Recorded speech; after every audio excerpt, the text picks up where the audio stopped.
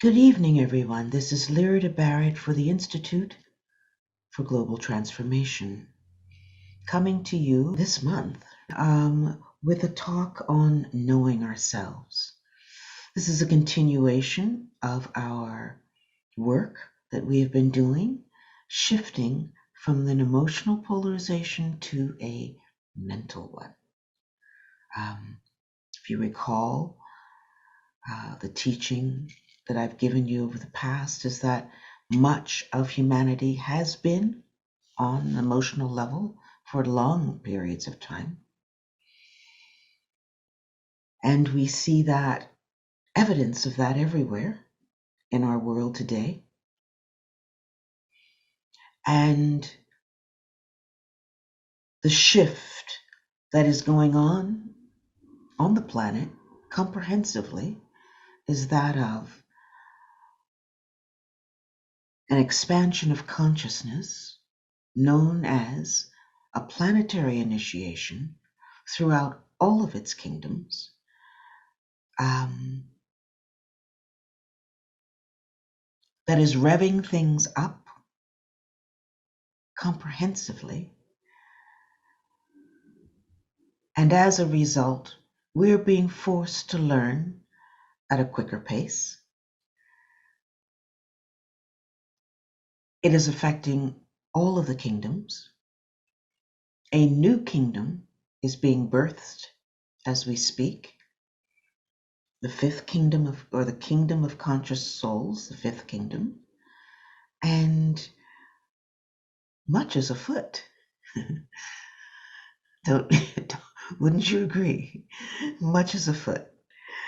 And as much as we see the crazy going on, we also see very strong, powerful glimmers of light in this particular year, the year of the tiger. So let's stay positive.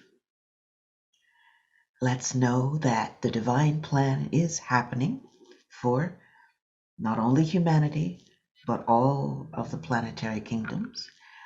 And the Aquarian age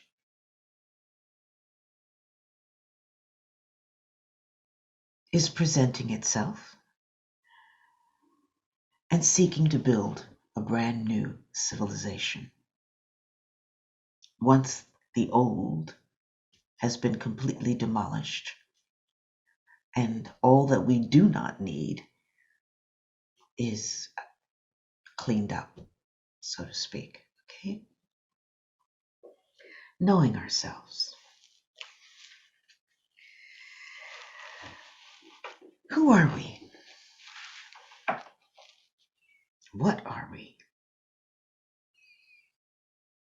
Why are we here? What are we to do?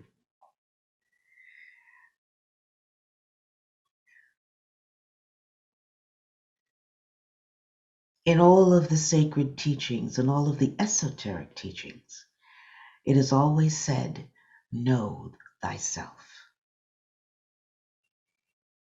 It is one of the hardest things for humanity or for man to come to grips with. Who am I? What is my purpose? Why am I here? What am I to do? It is something that we have a tendency to run away from in terms of the question itself. Who am I? Or knowing thyself. How do we know ourselves? How do we plumb the depths of who we are?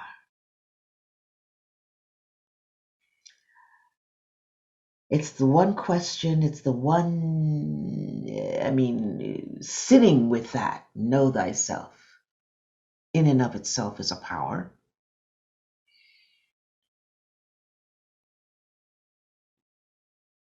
Sitting with the question, who am I? Power. And we have a tendency to run away from those deeper things because we are so externally oriented. We've been taught to be externally oriented. It's what education, so-called education, is all about. Okay? We might inherently want to ask those deeper questions, and as children we do ask those questions. But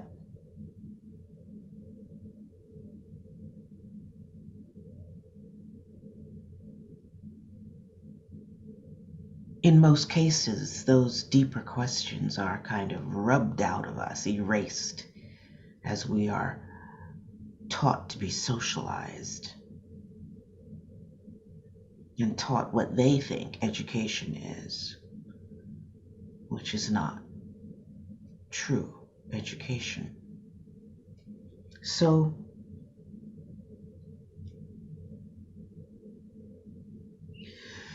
it is a truth that the key to success, I'm not speaking when I say that of worldly success, but inward and outward success, mastering, learning how to master our matter, one of the most important questions, or the most important things to know, is to know thyself. We know and are taught to know our social security number, our name and address,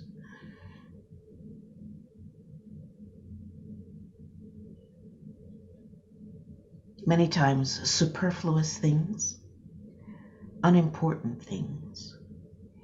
But the most important, that of sitting down and being able to meditate on who we actually are and our real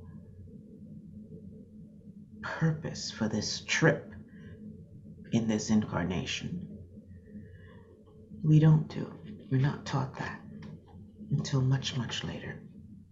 For some, for many, never.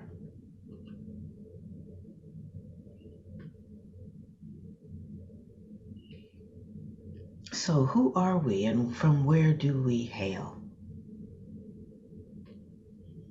And for what purpose?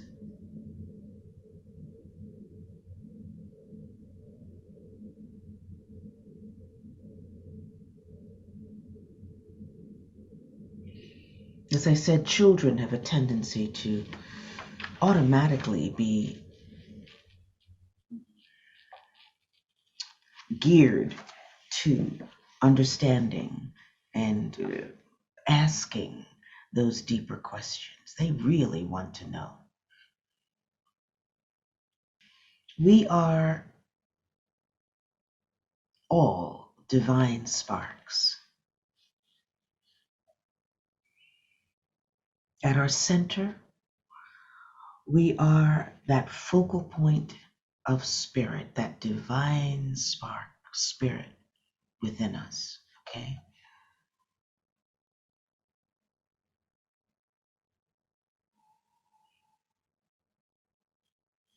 We are also that radiating consciousness emanating from us and around us spherically. From the spark known as soul. So number one, we're divine sparks. All of us, each and every one of us.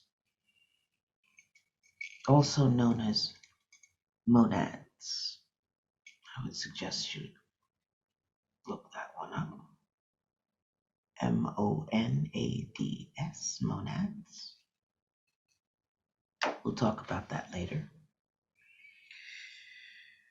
We're number two, a radiating consciousness, emanating spherically From that spark,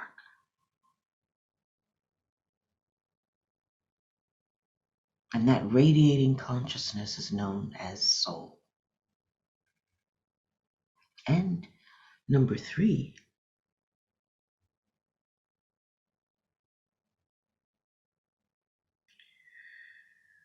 we are that energy and force known as personality,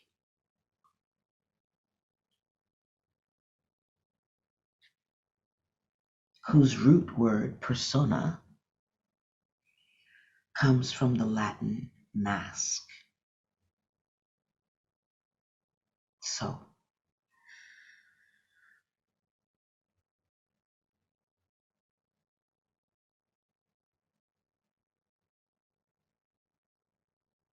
So we are 3 things.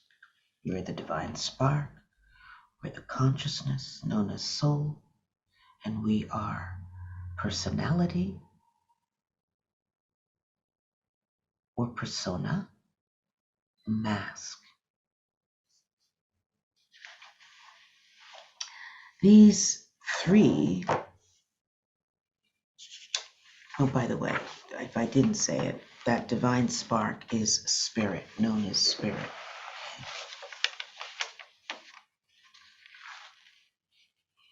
These 3 are always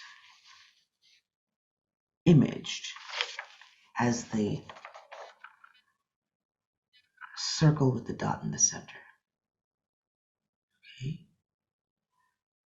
The dot in the center being spirit, the space immediately around that dot being consciousness or soul, and the periphery of that circle being the persona.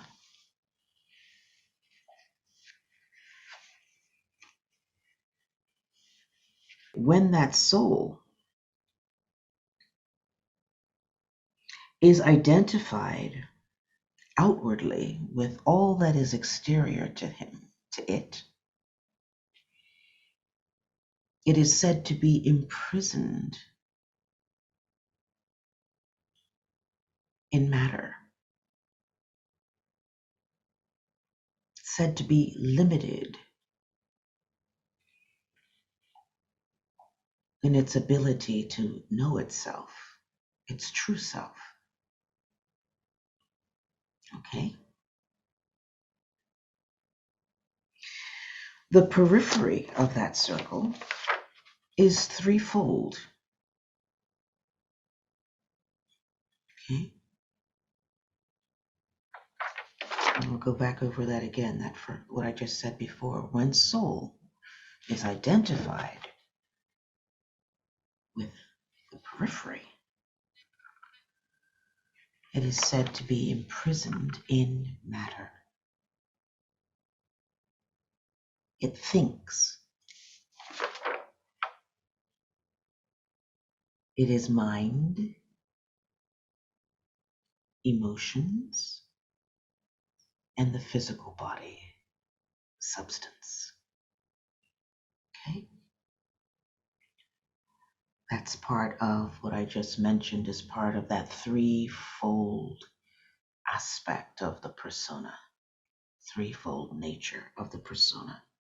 Mind, emotions or astral nature, mind aspect, astral emotional aspect, and or physical or substance aspect, matter.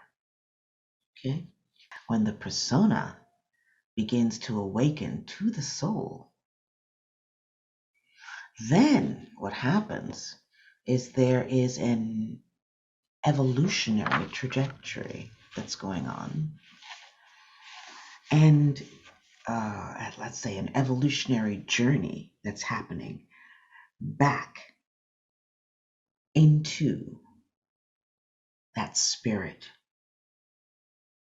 that spark, that divine spark, that which it knows is bigger than itself. It then, in that movement, that journey, is no longer, it's no longer being imprisoned in that threefold nature of persona. Okay? Its awareness then moves from the physical into, initially, the emotional nature. And this is where a good part of humanity lives in this time and space. But there's a ratcheting up that's going on because, as I've mentioned before, that fifth kingdom are those who are moving into or have moved into the fact that, or the aspect of the mental nature rather than being living in the emotional nature. There's a good part of humanity that is in that shift. Okay? When that inward movement from the emotional into the mental aspect begins to happen, we consciously become aware of the process. The brain becomes aware.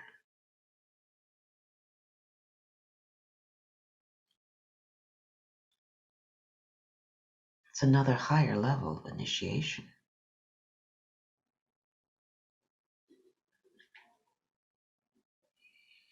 And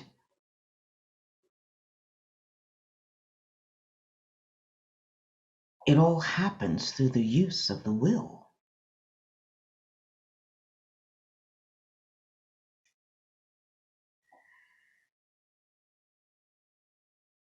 We begin to identify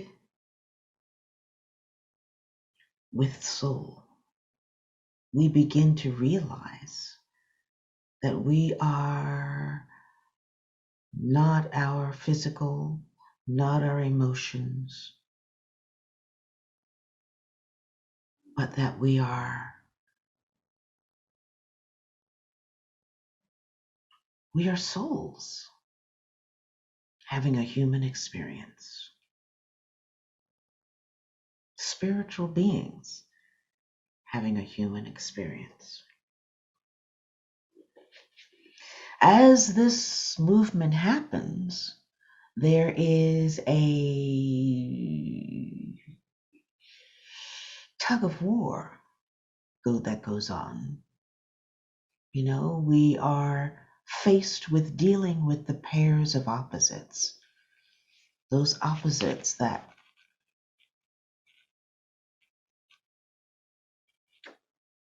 repel each other.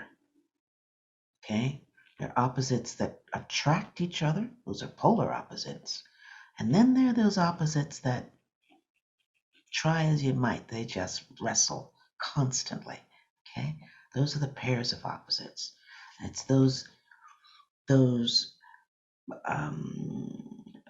conflicts between right and wrong, good and bad, light and dark, my way, your way, that constantly go on. Okay? We're dealing with the pairs of opposites. And in that dealing, it's harmony through conflict. We're learning how to sort things out.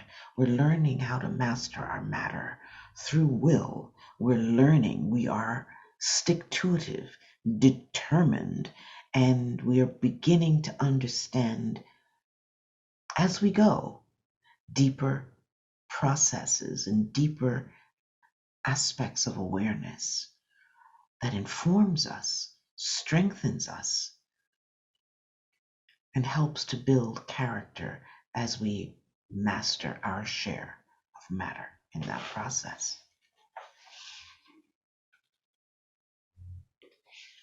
It's a necessary struggle. It is harmony through conflict, fire by friction. That's what it is. It's fire by friction.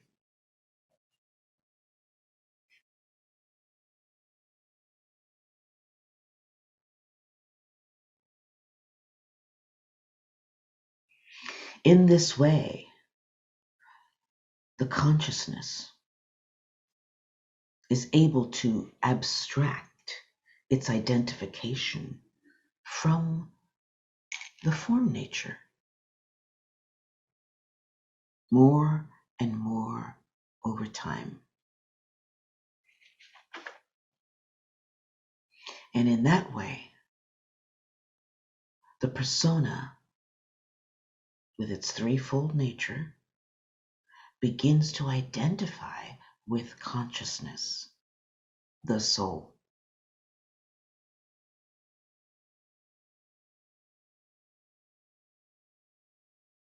This is what is known as the third initiation,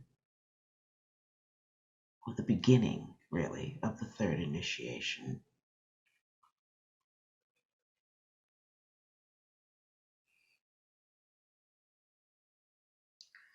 It causes a level of deep transformation. The soul realizes that its vehicle is now aware of it.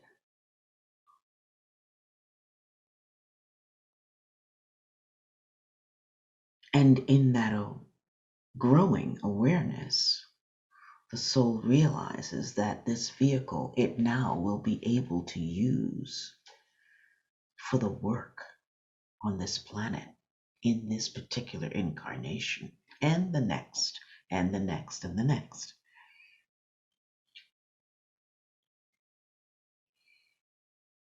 The person becomes soul infused.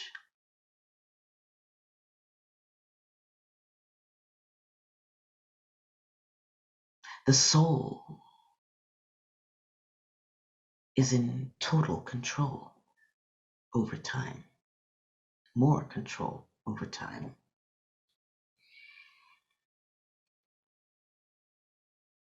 And the seat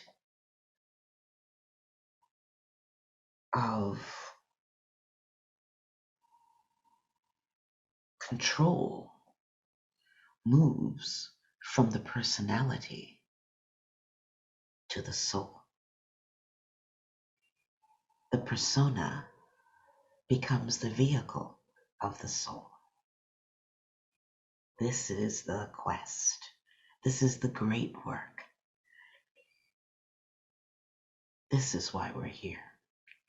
And this is what is happening now for humanity. If it so chooses,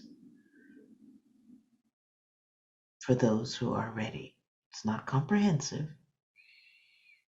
but for those who are ready. This is our purpose.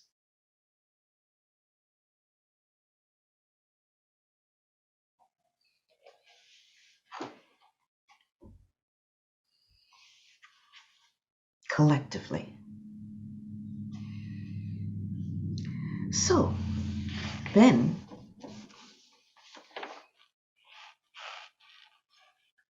what we're looking at, not that anything has changed, but we can basically rename these three major aspects of this image. That center dot in the center of the circle, as I said before, is spirit, but it's also known as the Father. Capital F, the Father, divinity, that to which we aspire. The soul, also known as the overshadowing soul. Overshadowing.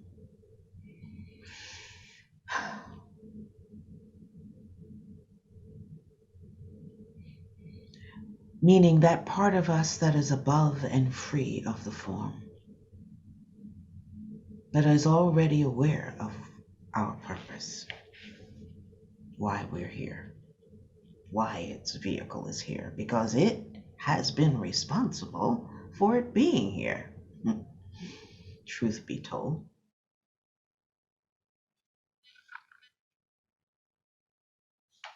And the persona, you could say, are the many within humanity. For now, we can say that. Okay? The collective.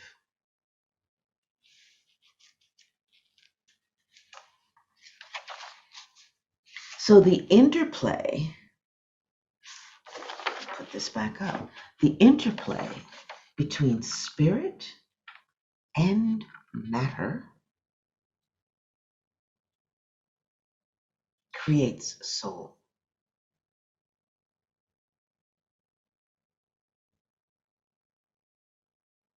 Spirit is the causative factor.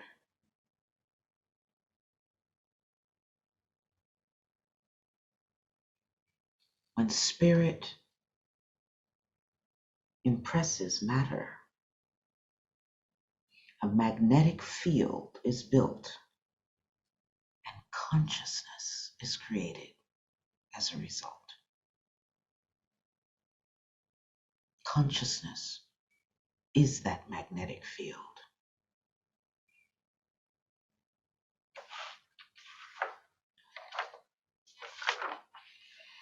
So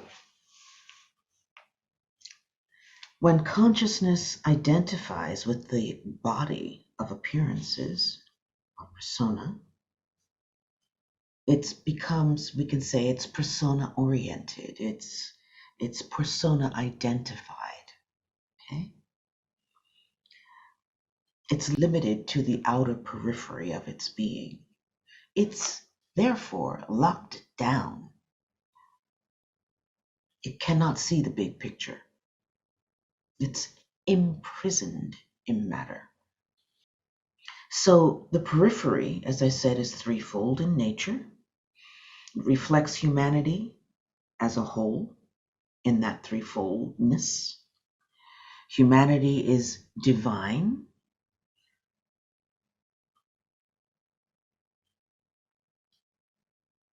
Is divine. We are divine beings, as I said, having a human experience. But its threefold nature is stepped down, so spirit is reflected into the mind nature. The soul is reflected into the emotional or astral nature. And substance or matter aspect is reflected into the physical body.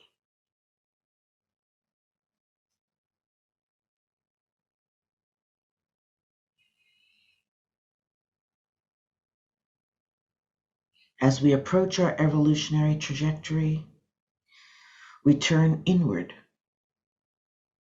That's the way. It's always inward, not outward. We're moving from that outside, outward, in. We turn inward and we move first from the purely physical to the emotional aspect of our nature.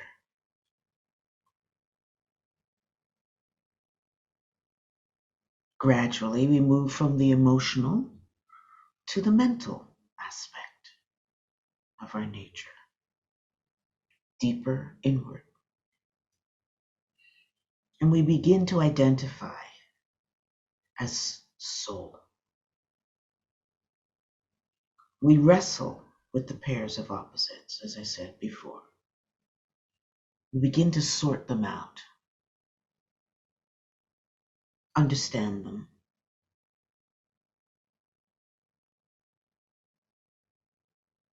become so adept in that understanding that we are no longer duped.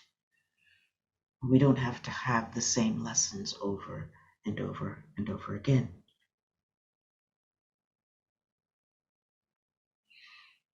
So we go from the emotional to the mental.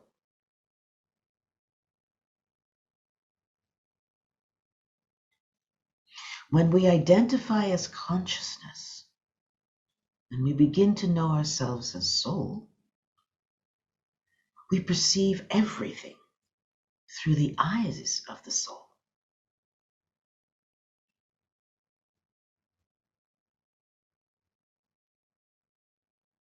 Our polarization shifts from the emotional to the mental,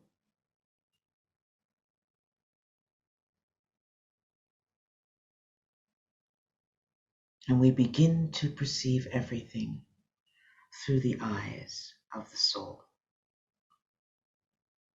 We do this through the power of will, our will. And we use that will. In using that will, we begin to master our share of matter, of our own matter. That will that we utilize is an extension of spirit with a capital S into our mind that learns that it can create its own effects in the substantial world that we live in. That, again, is an aspect of beginning to master our matter and beginning to become masterful.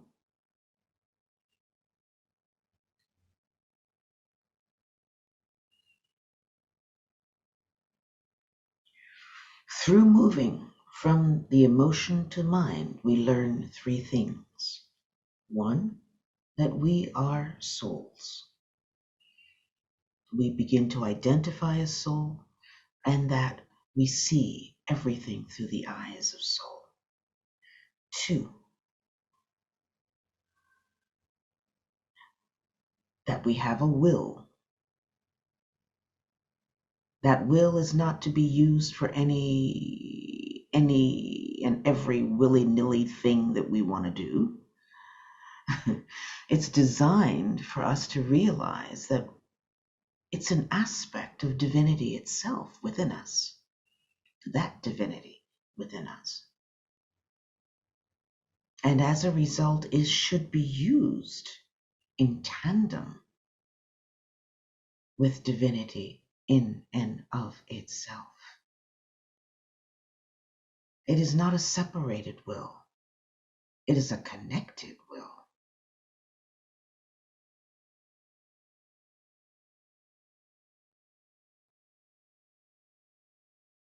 We are not separate beings.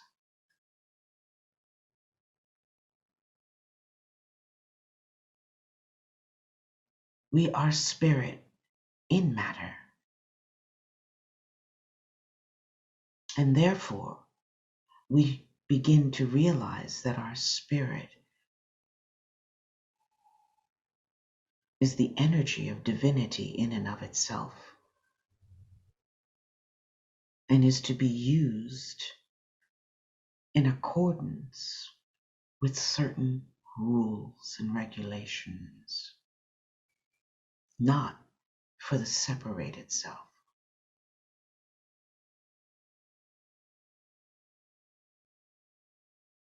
When we go off and use our will for the separated self, there are always major lessons for us to learn. There's always some level of injury or karma.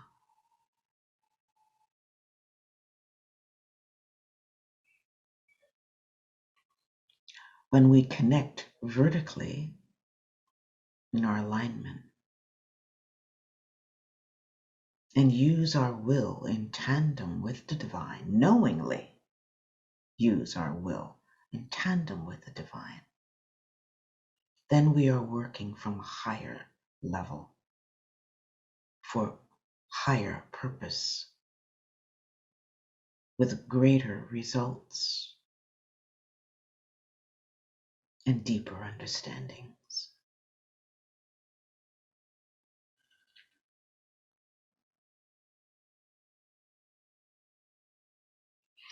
The third thing we learn as we move into the mental level is that meditation is the key to knowing the divine,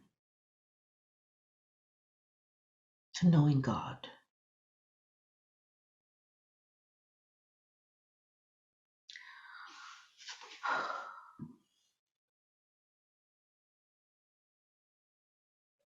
Through meditation, God is known.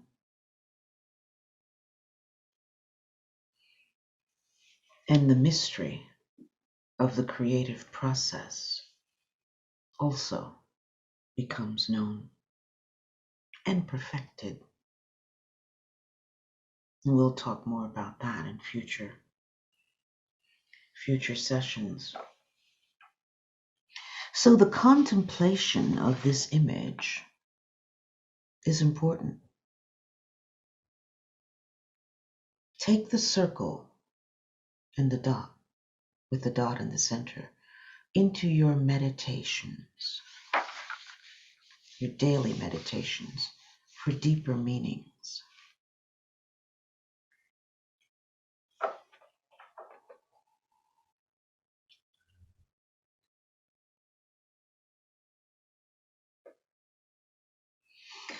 And as you do, allow the deeper insight to inform your life.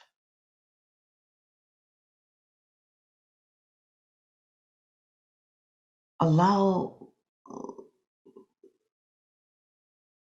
your understanding of this particular lesson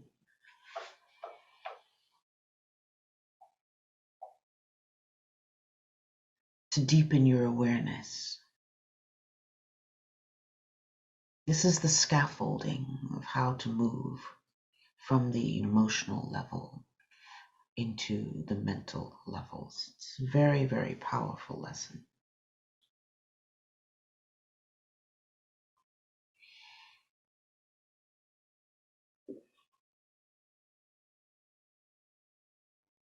That ideally will allow you to see with new eyes,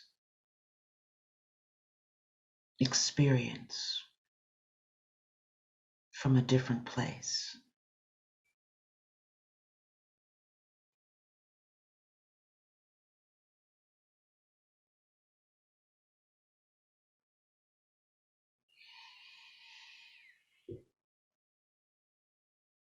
Allowing you to live every moment to its fullest.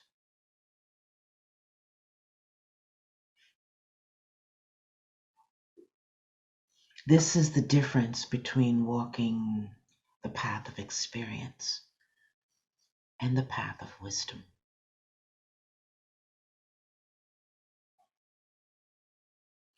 I hope you have gained something from this lesson. I hope it's imparted major concepts to you.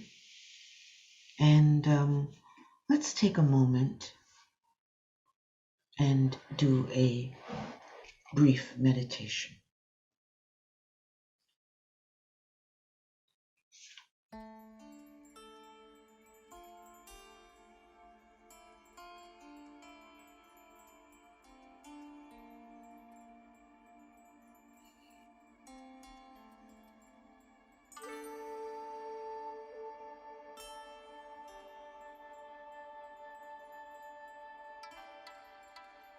I would ask you to begin to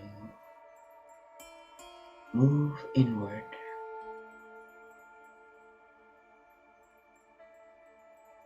into the center of your being.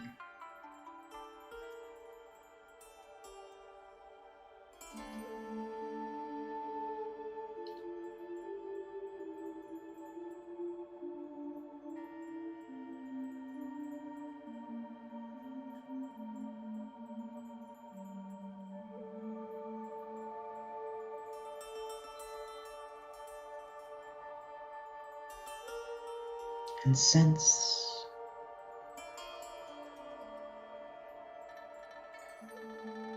that ever-present stillness that is around you,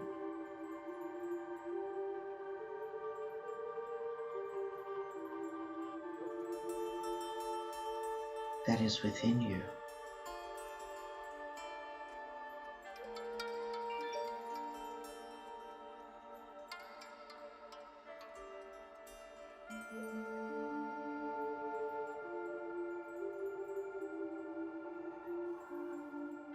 And take a deep breath.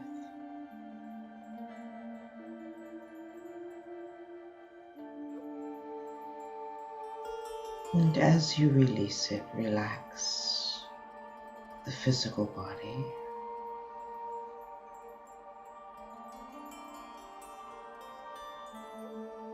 asking your nervous system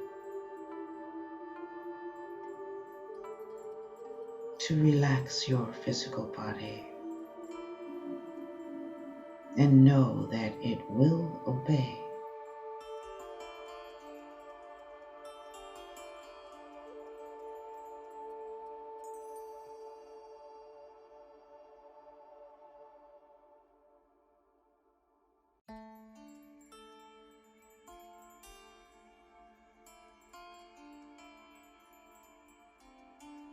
And as you sense that relaxation, that calm,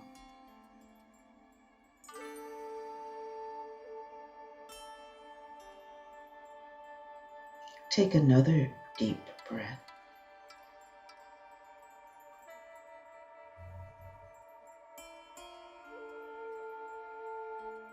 And as you release it, relax the emotional body, seeing it as a fluid pool of water.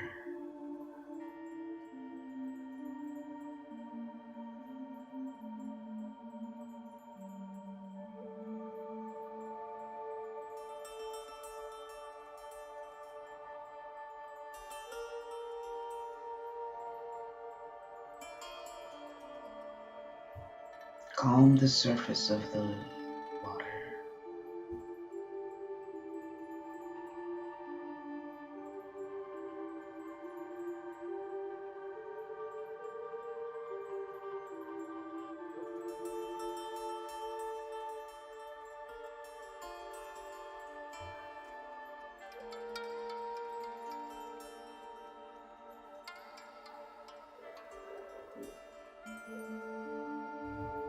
Until you're able to see the reflection of the sun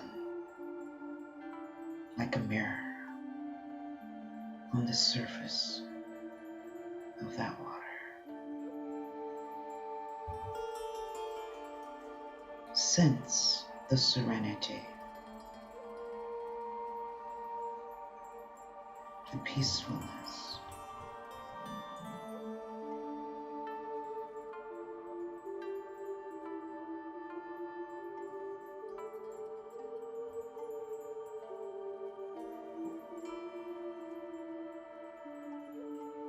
Take another deep breath.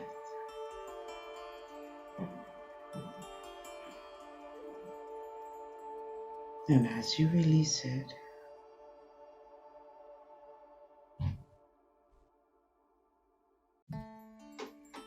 become aware, awake, alert, and focused on this exercise.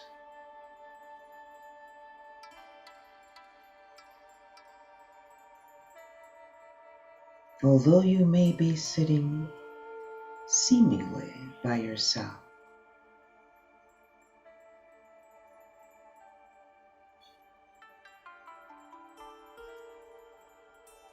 know that there are many throughout this world in meditation at the exact same time,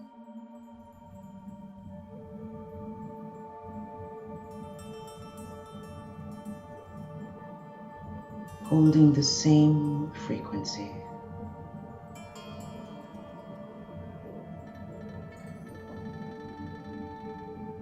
Connect one with the other, or with all.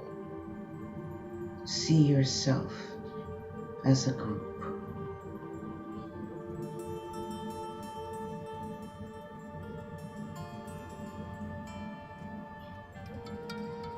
One complete group, regardless of location.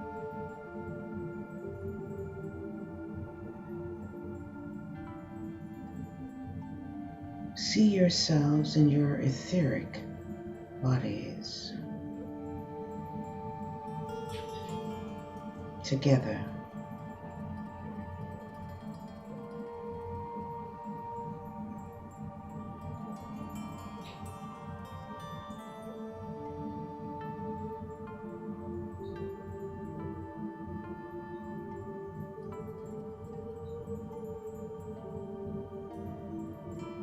Move your awareness about 2 to 3 inches outside of the brow, center of the brow.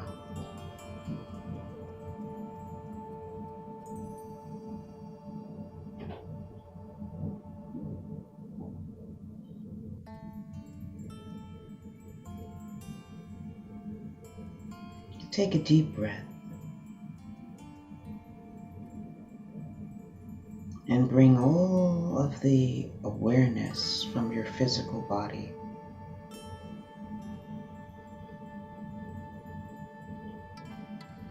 up into that location 2 to 3 inches beyond the center of the brow, the place of the ajna center.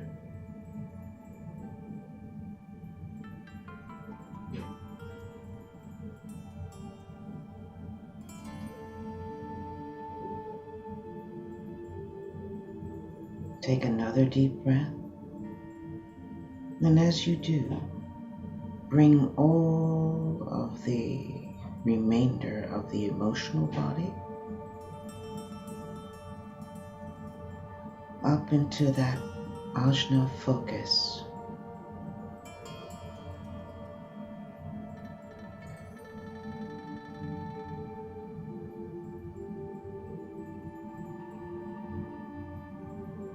And take another deep breath and bring all of the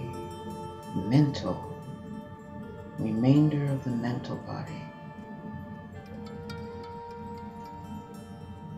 into that ajna focus, integrating.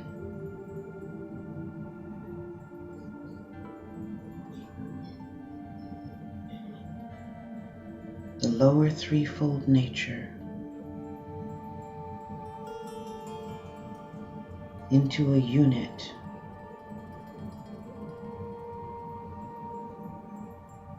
receptive to soul impression.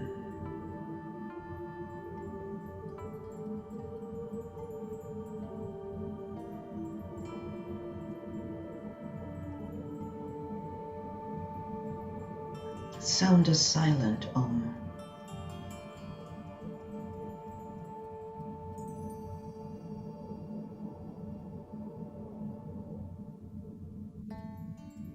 As you aspire to soul connection.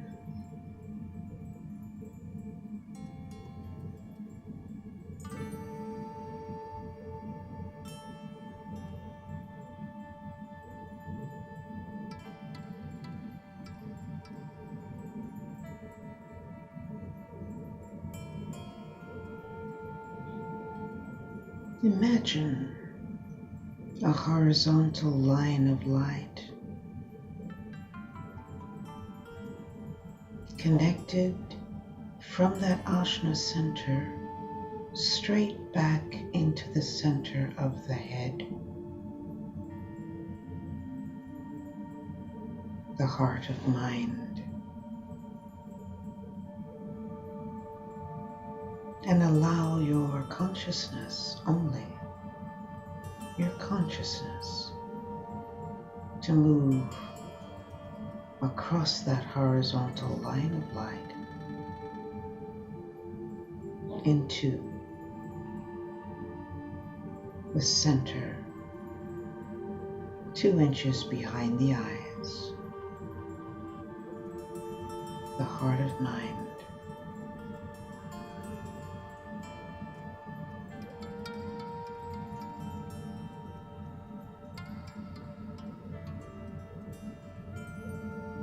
Identify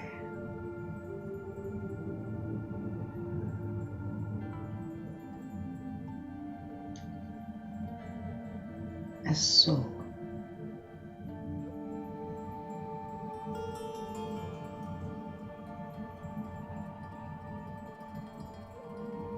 Say, I am the soul here and now, silently.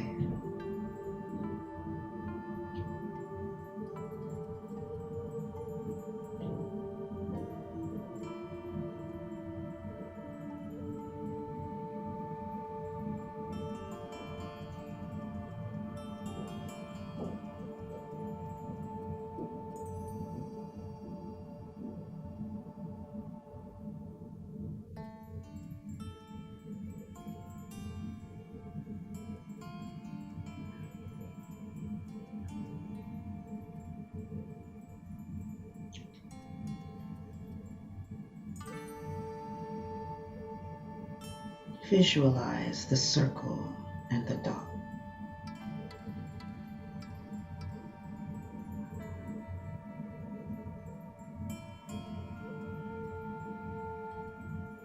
And bring that image into the heart of mind.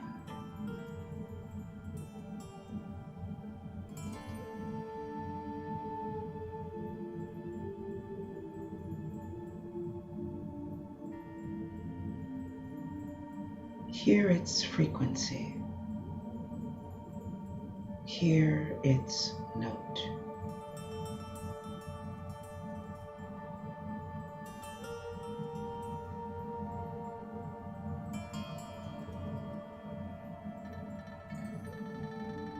Let go of the image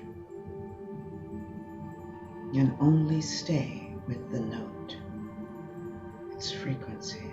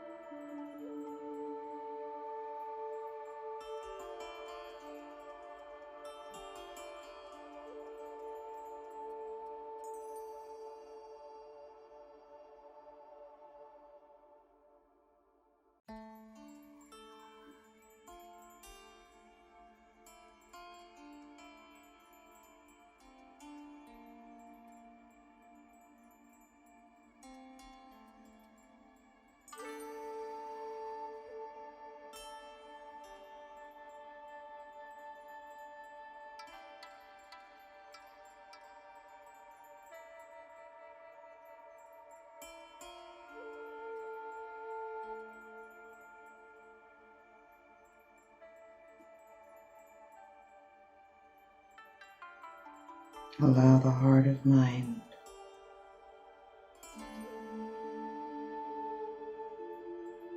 to fill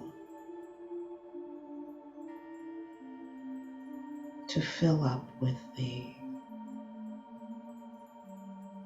essence from your focus on the note or frequency of that circle within the dot.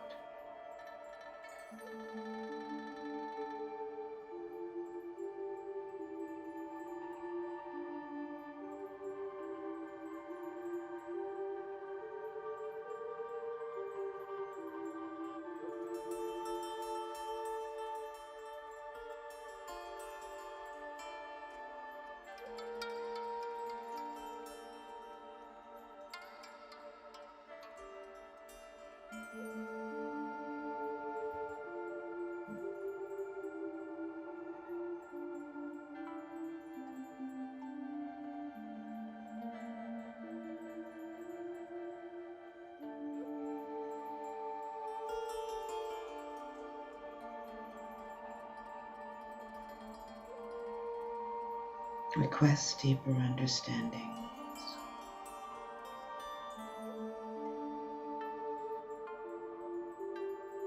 simply through your thought.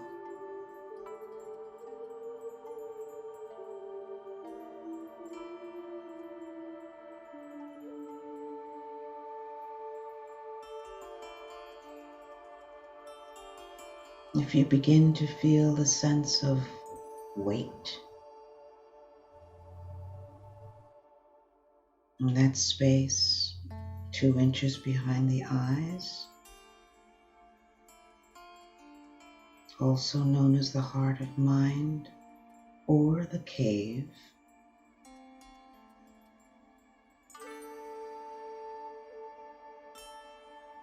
know this, that it is purposeful and that you are being informed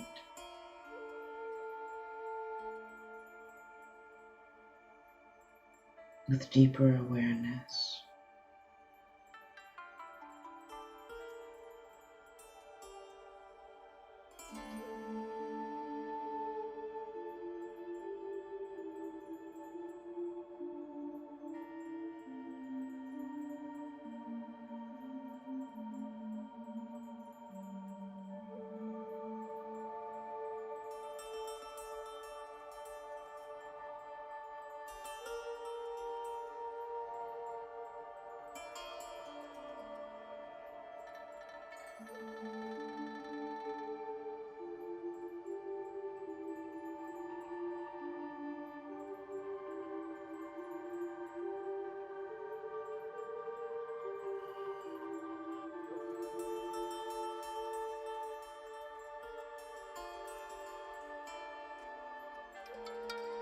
Move your awareness now back along that line of light that connects the heart of mind to the Ajna center, back out 2 to 3 inches beyond the center of the brows. Move your consciousness out along that line until you're resting back in the Ajna center.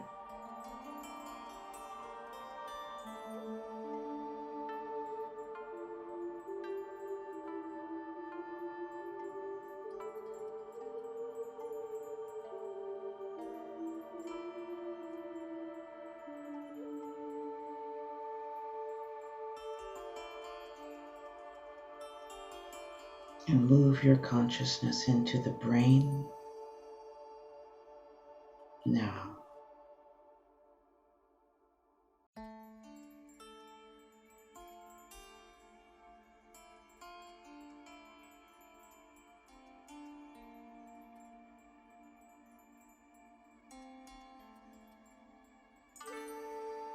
Try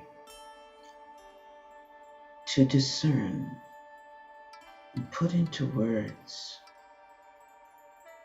any impressions that may have been received about that image, the circle, or the dot within the circle.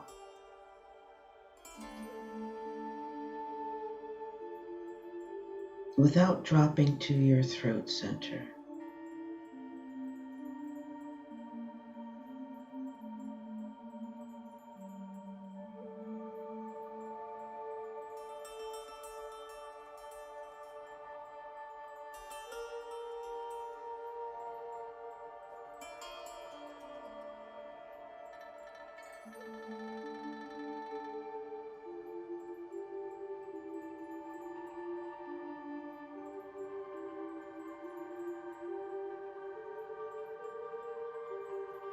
Take the time when this meditation is complete to write one complete sentence that comes to you about the circle and the dot and the circle. Make one complete sentence now.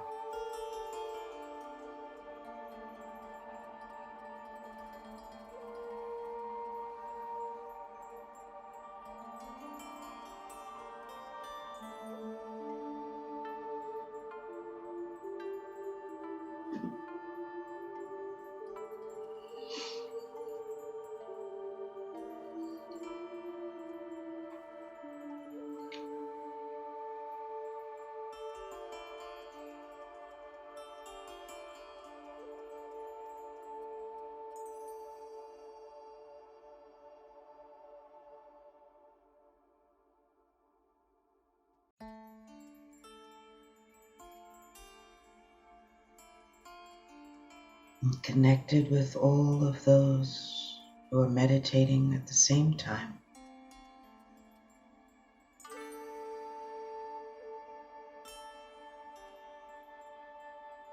Together, we sound a silent Om,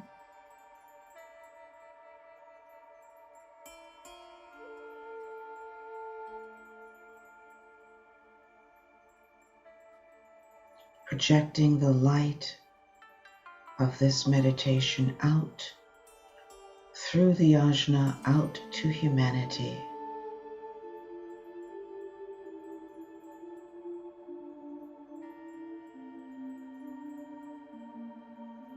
And our environment.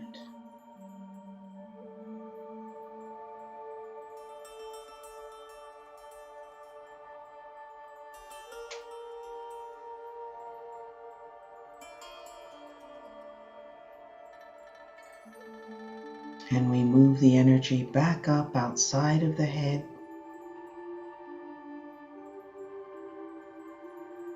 in a triangulation above the crown of the head,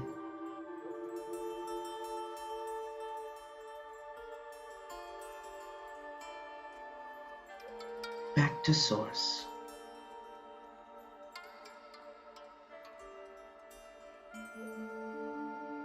And see that energy move back down the central channel, through the crown, back down into the heart of mind, and back out along that horizontal line of light.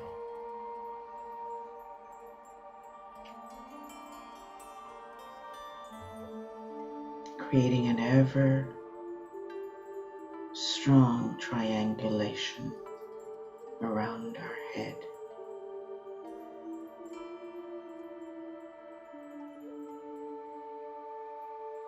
And we sound another silent Om in gratitude to each other, to divinity and humanity.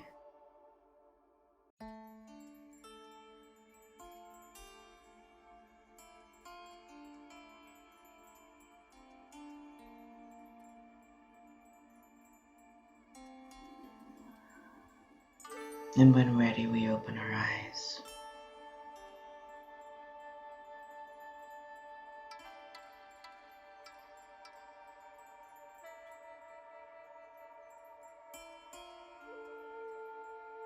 I thank all of you for your time and your energy. I appreciate your attendance.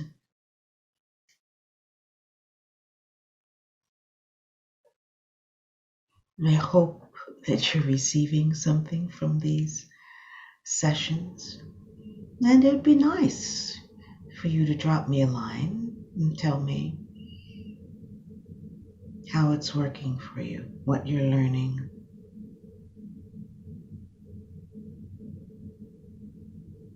Again, we give thanks to the Institute for Global Transformation,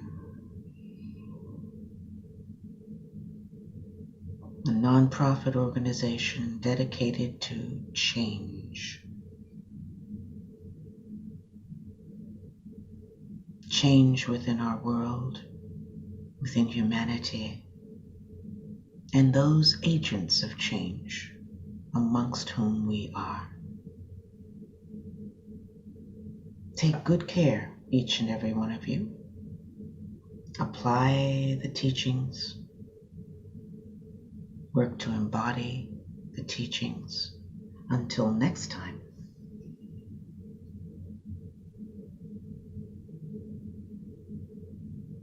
Blessings to everyone. Thank you so much. Bye-bye.